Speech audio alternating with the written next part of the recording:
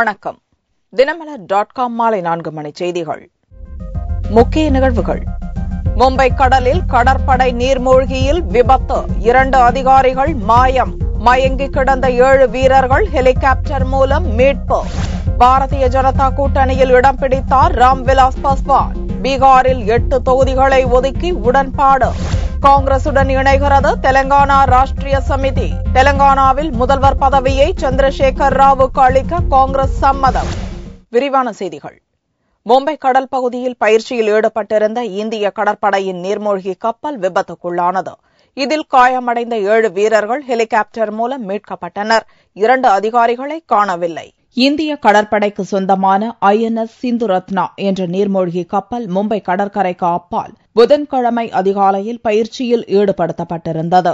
அப்போது நீர்மூழ்கி கப்பலில் பேட்டரி கம்பார்ட்மெண்டில் மின்கசிவு ஏற்பட்டதாக கூறப்படுகிறது. இதையடுத்து புகை கிளம்பியதில் 7 கடற்படை மாலுமிகள் மயங்கி மூர்ச்சையாயினர். மும்பை கடற்கரையிலிருந்து 50 கிலோமீட்டர் தூரத்தில் நடந்த இந்த விபத்து பற்றி தகவல் அறிந்ததும் கடற்படை அதிகாரிகள் ஹெலிகாப்டர் மூலம் அந்த 7 மாலுமிகளையும் மீட்டு மும்பை கடற்படை மருத்துவமனைக்கு கொண்டு வந்து சேர்த்தனர். கப்பலில் இருந்த 2 அதிகாரிகளை காணவில்லை. அவர்களை தேடும் பணி முடுக்கிவிடப்பட்டுள்ளது. ஆனாலும் இது தொடர்பாக கடற்படை உடனடியாக எந்த விளக்கத்தையும் அளிக்கவில்லை. இந்திய கடற்படை கப்பல்களில் நடக்கும் 10வது விபத்து இது. கடந்த 7 மாதங்களில் மட்டும் 3 முறை நீர்மூழ்கி கப்பல் விபத்தில் சிக்கியுள்ளது. கடந்த ஆண்டு ஆகஸ்ட் மாதத்தில் இதே மும்பை கடல் பகுதியில் சிந்து ரக்ஷக் எனும் நீர்மூழ்கி கப்பல் தீப்பிடித்து எரிந்ததில் 18 கடற்படை வீரர்கள் பலியாயினர். சிந்து ரக்ஷக் நீர்மூழ்கியைப் போலவே சிந்து ரத்னாவும் ரஷ்யாவில் உருவாக்கப்பட்டதுதான். சமீபத்தில் புதிய பாகங்கள் பொருத்தப்பட்ட நிலையில் சிந்து ரத்னா நீர்மூழ்கி பயிற்சியில் ஈடுபட்டிருந்தது. பயிற்சியில் ஈடுபட்டதன் காரணமாக போர் ஆயுதங்கள், குண்டுகள் எதுவும் நீர்மூழ்கியில் இல்லை. இதனால் மிகப்பெரிய விபத்து தவிர்க்கப்பட்டுள்ளது. காங்கிரஸ் கூட்டணியில் இருந்து விலகியுள்ள ராம்விலாஸ் பாஸ்வானின் லோக் ஜனசக்தி கட்சி பாரதிய ஜனதாவுடன் லோக்சபா தேர்தல் உடன்பாடு ஏற்படுத்திக் கொண்டுள்ளது. காங்கிரஸ் கூட்டணியில் ஏற்கனவே இடம்பெற்றிருந்த கட்சிகள் ஒவ்வொன்றாக விலகி வரும் நிலையில் ராம்விலாஸ் பாஸ்வானின் லோக் ஜனசக்தியும் அந்த பட்டியலில் இணைந்துள்ளது. கடந்த முறை காங்கிரஸ் லாலு பிரசாத் யாதவின் ராஷ்டிரிய ஜனதா தளம் கூட்டணியில் இடம்பெற்று தேர்தலை சந்தித்து வந்த லோக் ஜனசக்தி சமீப காலமாக பாரதிய ஜனதா பக்கம் சாய்ந்து வந்தது. இந்நிலையில் பீகாரில் பாரதிய ஜனதாவுடன் லோக் ஜனசக்தி கூட்டணியை முடிவு செய்துள்ளது. பீகாரில் 8 தொகுதிகளை லோக் ஜனசக்திக்கு பாரதிய ஜனதா ஒதுக்கியுள்ளது. பிரதமர் வேட்பாளர் நரேந்திர மோடியை வியாழனன்று ராம்விலாஸ் பாஸ்வான் சந்திக்க உள்ளார். கடந்த 2002ஆம் ஆண்டு குஜராத் கலவரம் ஏற்பட்டதை தொடர்ந்து தேசிய முற்போக்கு கூட்டணியிலிருந்து லோக் ஜனசக்தி விலகியது. தற்போது மீண்டும் பாரதிய ஜனதா கூட்டணியில் இக்கட்சி இணைந்திருப்பது பீகாரில் முக்கிய திருப்பமாக கருதப்படுகிறது. குறிப்பாக ஏற்கனவே கட்சி MLAக்கள் போர்க்கொடி உயர்த்தியுள்ள நிலையில் ராஷ்டிரிய ஜனதா தலைவர் லாலு பிரசாத் யாதவுக்கு இது நெருக்கடியை ஏற்படுத்தும் என்று கருதப்படுகிறது. காங்கிரஸ் கட்சியுடன் இணைவதற்கு தெலங்கானா ராஷ்டிரிய சமிதி கட்சி முன்வந்திருப்பதாக ஆந்திர மேலிட பார்வையாளர் திக்விஜய் சிங் கூறியுள்ளார். தெலங்கானா தனிமாநிலத்தை உருவாக்கும் மசோதா பார்லிமென்டின் 2 சபைகளிலும் அண்மையில் நிறைவேற்றப்பட்டது. அதையடுத்து தெலங்கானா தனிமாநிலத்துக்காக கடந்த 10 ஆண்டுகளாக போராடி வந்த தெலங்கானா ராஷ்டிரிய சமிதி கட்சி தலைவர் சந்திரசேகர ராவ் டெல்லியில் காங்கிரஸ் தலைவர் சோனியாவை சந்தித்து நன்றி தெரிவித்தார். சோனியாவுடனான சந்திப்பின் போது காங்கிரஸ் கட்சியுடன் தெலங்கானா ராஷ்டிரிய சமிதியை இணைப்பது குறித்து சந்திரசேகர ராவ் பேசியதாக டெல்லி வட்டாரங்கள் தெரிவித்தன. தெலங்கானாவை உருவாக்கினால் காங்கிரசுடன் தனது கட்சியை இணைப்பேன் என்று சந்திரசேகர ராவ் ஏற்கனவே அறிவித்திருந்ததாலேயே இந்த இணைப்பு யூகங்கள் கிளம்பியுள்ளன.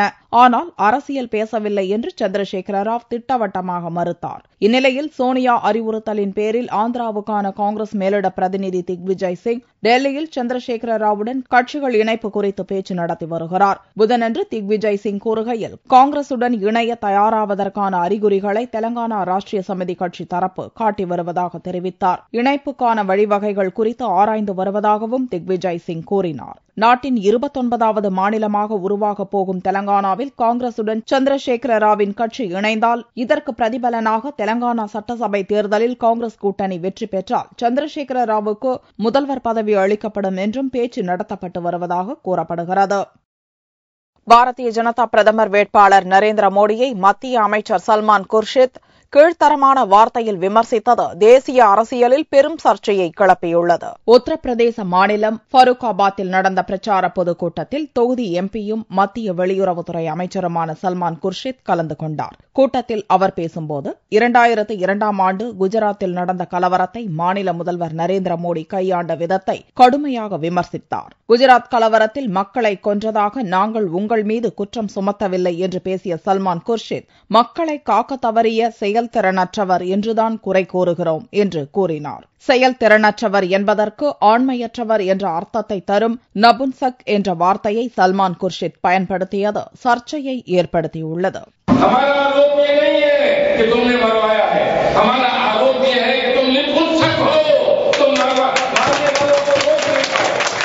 மிகவும் தரம் தாழ்ந்து தனிப்பட்ட முறையில் மோடியை சல்மான் குர்ஷித் தாக்கி பேசியிருப்பதாக பாரதிய ஜனதா கடும் ஆவேசம் தெரிவித்துள்ளது. सलमान खुर्शीद के अलावा तो पूरी कांग्रेस का ये मानसिक संतुलन बिगड़ा हुआ है. லோக்சபா தேர்தலில் பாரதிய ஜனதா அமோக வெற்றி பெறும் என்று கருத்து கணிப்புகள் வெளிவரும் நிலையில் காங்கிரசின் விரக்தியையே சல்மான் குர்ஷித் பேச்சு காட்டுவதாக பாரதிய ஜனதா செய்தி தொடர்பாளர் ஷானவாஸ் ஹுசைன் கூறியுள்ளார். காங்கிரஸ் கட்சியாளர்களை நாவடக்கத்துடன் பேச சோனியா புத்தி சொல்ல வேண்டும் என்றும் ஷானவாஸ் ஹுசைன் கூறினார். சல்மான் குர்ஷித் மனநலம் பிறழ்ந்து விட்டதாகவும் பாரதிய ஜனதா தலைவர்கள் பதிலடி கொடுக்க துவங்கியதை அடுத்து சல்மான் குர்ஷித் விளக்கம் அளித்தார். கலவரத்தை தடுக்கும் செயல்திறன் அற்றவர் என்ற அர்த்தத்தில் அந்த வார்த்தையை பயன்படுத்தியதாக கூறிய சல்மான் குர்ஷித் தனது பேச்சுக்காக வருத்தம் தெரிவிக்கவில்லை. மத்திய போலீஸ் பாதுகாப்பு படையினர் தங்கள் உயிரை துச்சம் என மதித்து நாட்டை காக்கும் பணியில் ஈடுபட்டுள்ளதாக பிரதமர் மன்மோகன் சிங் புகழாரம் சூட்டினார். மத்திய போலீஸ் பாதுகாப்பு படையினர் மற்றும் அவர்களது குடும்பத்தினர் பயன்பெறும் வகையில் மத்திய ஆயுத போலீஸ் பாதுகாப்பு படையினருக்கான மருத்துவ அறிவியல் கல்வி நிலைய அடிக்கல் நாட்டு விழா டெல்லியில் நடந்தது.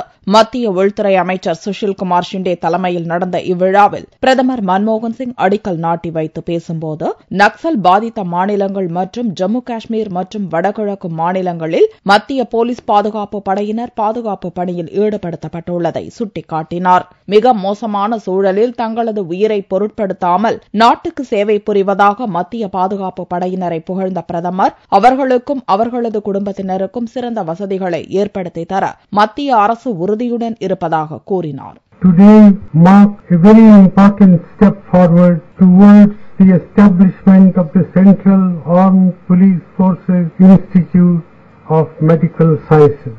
It will ensure better health care for the families of the Central Armed Police Forces personnel who spend much of their time away from home discharging their arduous and onerous responsibility. This will in turn lead to higher morale and more efficient functioning of these forces.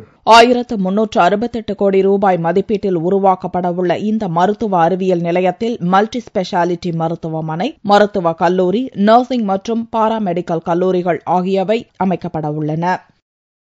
மூன்றாவது அணி எடுபடாது என்றும் காங்கிரஸ் தான் முதல் அணி என்றும் G K. Vasan கூறியுள்ளார். எண்ணூர் துறைமுகத்திற்கு காமராஜர் பெயர் வைக்கும் விழா சென்னை ராயப்பேட்டையில் நடந்தது. மத்திய கப்பல் போக்குவரத்து துறை அமைச்சர் வாசன் விழாவிற்கு தலைமை வகித்து பேசுகையில் எண்ணூர் துறைமுகத்தில் காமராஜர் உருவச்சிலை நிறுவப்படும் என்று அறிவித்தார். நிகழ்ச்சிக்கு பின்னர் செய்தியாளர்களை சந்தித்த வாசன் மூன்றாவது அணி எடுபடாது என்றும் முதல் அணி காங்கிரஸ் தான் என்றும் கூறினார். மத்திய அரசியலிலே மூன்றாம் கூட்டணியை குறித்து சிலர் கனவு கண்டு கொண்டிருக்கின்றார்கள். எங்களை பொறுத்தவரையிலே முதல் அணி காங்கிரஸ் தலைமையிலான ஐக்கிய முற்போக்கு கூட்டணி அரசு. இதை 2004லும் 2009லும் மக்களுடைய செல்வாக்கை வைத்து நிரூபித்து காட்டினோம். மீண்டும் 2014ஆம் வருடம் நடைபெறுகின்ற தேர்தலிலும் இதுதான் முதல் அணி என்று மக்களுடைய நம்பிக்கையை பெற்று எங்களுடைய நல்ல திட்டங்களின் அடிப்படையிலே மீண்டும் வெல்வோம், நிரூபிப்போம். காங்கிரஸ் தலைமையிலான அணியே இந்தியாவினுடைய முதல் அணி என்று கூற விரும்புகிறேன். இந்நிகழ்ச்சி நடந்து கொண்டிருக்கும் போது சத்தியமூர்த்தி பவனை சிலர் முற்றுகையிட்டு கல்வீசி தாக்குதல் நடத்தினர். இதை கண்டித்து காங்கிரசார் சாலை மறியலில் ஈடுபட்டனர். அசம்பாவிதத்தை தவிர்க்க அங்கு போலீசார் தடியடி நடத்தி கூட்டத்தை கலைத்தனர். ராஜீவ் கொலையாளிகள் விடுதலையை வலியுறுத்தி இச்சம்பவம் நடந்தது. இச்சம்பவத்துக்கு கண்டனம் தெரிவித்த வாசன் சட்டம் ஒழுங்கு பிரச்சினை ஏற்படுத்துபவர்களை காங்கிரஸ் சும்மா விடாது என்று கூறினார். ஈழத் தமிழர்கள் படுகொலையில் இலங்கை அரசைப் போலவே இந்தியாவில் ஆளும் பொறுப்பில் உள்ள காங்கிரசும் பொறுப்பாளி என்று மதிமுக பொதுச் செயலாளர் வைகோ குற்றம் சாட்டியுள்ளார். வரும் மார்ச் மாதம் ஜெனீவாவில் ஐநா மனித உரிமை கூட்டம் நடக்கிறது. இக்கூட்டத்தின் போது இலங்கை தமிழருக்கு எதிரான திட்டமிட்ட இனப்படுகொலை புரிந்த ராஜபக்சே மீது விசாரணை நடத்த வேண்டும் என்பதை முன்னிறுத்தி மதிமுக சார்பில் புதனன்று சென்னை மாவட்ட கலெக்டர் அலுவலகம் முன் ஆர்ப்பாட்டம் நடந்தது. இதற்கு தலைமை வகித்த மதிமுக பொதுச் செயலாளர் வைகோ இலங்கை அரசை ஒரு கூண்டில் நிறுத்தினால் இந்தியாவில் உள்ள ஆளும் காங்கிரஸ் அரசை மறுக்கூண்டில் நிறுத்தும் அளவுக்கு அவர்களும் குற்றவாளிகளே என குற்றம் சுமத்தினார். ஜெனீவா மனித உரிமை கவுன்சிலில் நிறைவேற்றப்படுகின்ற தீர்மானம் தமிழ் இனத்துக்கு நீதி வழங்குகிற தீர்மானமாக இருக்க வேண்டும். லட்சக்கணக்கான தமிழர்களை ஈவு இரக்கமின்றி படுகொலை செய்த இனப்படுகொலை செய்த சிங்கள அரசு அனைத்துலக குற்றையல் நீதிமன்ற கூண்டில் நிறுத்துகிற விதத்தில் சுதந்திரமான பன்னாட்டு நீதி விசாரணை வேண்டும். இந்திய அரசு ஒரு இனக்கொலை கூட்டு குற்றவாளி. என்னை பொறுத்த மட்டும் இந்திய அரசு செய்த ராஜபக்சே கூட்டத்தை ஒரு கூண்டில் நிறுத்தினா இந்தியாங்கிற நாட்டை அல்ல, இந்த நாட்டை பரிபாலனம் செய்த காங்கிரஸ் தலைமை தாங்குகிற இந்த அரசும் இன்னொரு கூண்டில் நிறுத்தப்பட வேண்டும் என்ற கொள்கையுடையவன் தான். காங்கிரஸ் கட்சியை தண்டிக்க வேண்டிய தருணம் வந்துவிட்டது என்றும் அதற்கு லோக்சபா தேர்தலில் மக்கள் விடை கொடுப்பார்கள் என்றும் வைகோ கூறினார்.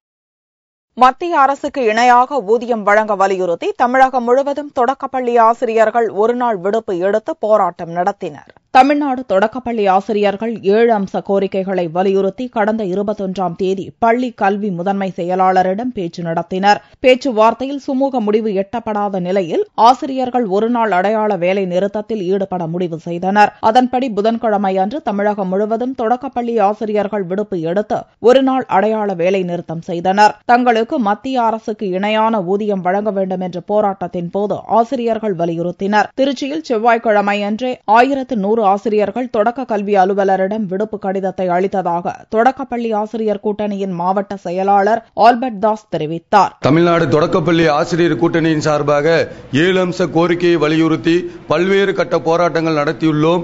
இறுதியாக நேற்றைய தினத்திலே கோரிக்கை அட்டையை அணைந்து உள்ளிருப்பு போராட்டம் நடத்தினோம். இன்றைய தினத்திலே அடையாள வேலை நிறுத்தத்தில் ஈடுபட்டுள்ளோம். முறையாக 6வது ஊதிய குழுவில் உள்ள போல எங்களுக்கும் மத்திய அரசுக்கு இணையான ஊதியம் வழங்க வேண்டும் என்பது எங்களுடைய முக்கியமான கோரிக்கையாகும். புதன்கிழமை அன்று நடந்த வேலை நிறுத்தத்தில் தமிழகம் முழுவதும் 600 தொடக்கப் பள்ளிகளில் பணியாற்றும் ஆசிரியர்கள் பங்கேற்றதாக தெரிவிக்கப்பட்டது. விழுப்புரம் அருகே மரத்தில் கார் மோதி விபத்துக்குள்ளானதில் சென்னை போக்குவரத்து சப் இன்ஸ்பெக்டர் உட்பட 5 பேர் பலியாகினர். சென்னையில் போக்குவரத்து துறை சப் இன்ஸ்பெக்டராக கதிர்வேல் என்பவர் பணியாற்றி வந்தார். விழுப்புரம் காலாப்பட்டியில் நடந்த உறவினரின் துக்க நிகழ்ச்சிக்காக மேற்கு மாம்பலத்தைச் சேர்ந்த தினேஷ், சுரேஷ், அருண், பிரகாஷ் உட்பட 7 பேருடன் கதிர்வேல் காரில் வந்தார். துக்க நிகழ்ச்சியில் கலந்துவிட்டு மீண்டும் அவர்கள் காரில் சென்னை திரும்பினர். காரை தினேஷ் ஓட்டி வந்தார். கார் விழுப்புரம் மாவட்டம் ரங்கராஜபுரம் பகுதியில் வந்து கொண்டிருந்த போது சாலையோரம் இருந்த வேப்ப மரத்தில் மோதி விபத்துக்குள்ளானது. விபத்தில் சப் இன்ஸ்பெக்டர் கதிர்வேல், ஓட்டுநர் தினேஷ், சுரேஷ் உட்பட 5 பேர் பலியாயினர். சம்பவ இடத்திற்கு விரைந்து வந்த மரக்காணம் போலீசார் விபத்தில் சிக்கியவர்களை மீட்டனர். பின்னர் படுகாயமடைந்த ஜெயக்குமார், கோமகன் ஆகிய இருவரையும் சிகிச்சைக்காக புதுச்சேரி ஜிப்மர் மருத்துவமனைக்கு அனுப்பி வைத்தனர். இந்த விபத்து குறித்து மரக்காணம் போலீசார் வழக்கு பதிவு செய்து விசாரணை நடத்தி வருகின்றனர். கோவையில் பத்திரப்பதிவு செய்வதற்காக 10,000 ரூபாய் லஞ்சம் வாங்கிய சார் பதிவாளரை லஞ்ச ஒழிப்பு போலீசார் கைது செய்தனர். கோவை பீளமேடு பகுதியைச் சேர்ந்தவர் பூபாலன்.